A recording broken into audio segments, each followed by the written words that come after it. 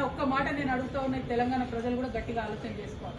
ముఖ్యమంత్రి గారు ఒక మాట చెప్పారు, నిన్న పాలమూరు రంగారెడ్డి మీద మొత్తం ఎన్జిటి స్టే ఇచ్చిందని చెప్పారు. రాయలసీమ లిఫ్ట్ ఇరిగేషన్ మీద స్టే లేదా అండి? వాళ్ళు పనులు చేసుకోలేదా వాళ్ళ భూభాగంలో? పోతిరెడ్డిపాడు మీద స్టే లేకుండానా? వాళ్ళు పనులు చేసుకోలేదా వాళ్ళ భూభాగంలో? మరి మీరు 2 సంవత్సరాల నుంచి 27,000 ల్యాండ్ అక్వైర్ అయి ఉంటే కూడా ఒక్క కాలువ కూడా ఎందుకు తవ్వలేదు?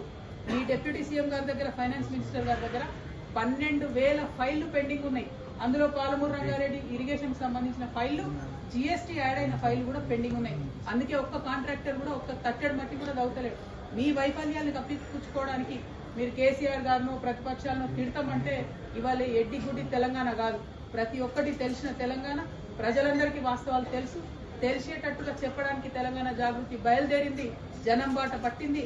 అందుకే ఇవాళ మీరందరూ కూడా అసెంబ్లీ పెట్టిరు. ఎవరి కోసం పెట్టింది అసెంబ్లీ? మీరు పెట్టి మీరు బీఆర్ఎస్ తిట్టా, బీఆర్ఎస్ మిమ్మల్ని తిట్టా, ప్రజా సమస్యలు మాట్లాడకండి, అసెంబ్లీలో టైంపాస్ చేయండి, రీల్స్ చేసుకోండి, బయటికి వెళ్ళండి. ఇది కరెక్ట్ పద్ధతి కాదు. గౌరవ ముఖ్యమంత్రి గారు నేను మళ్ళీ రిక్వెస్ట్ చేస్తా ఉన్నా, మీ మాట తీరు మార్చుకోండి. కరెక్ట్ మాట కాదు ఇది. తెలంగాణ పౌరుషాన్ని చూపించే మాట తీరు కాదు, ఇది అవమానకరమైనటువంటి మాట తీరు.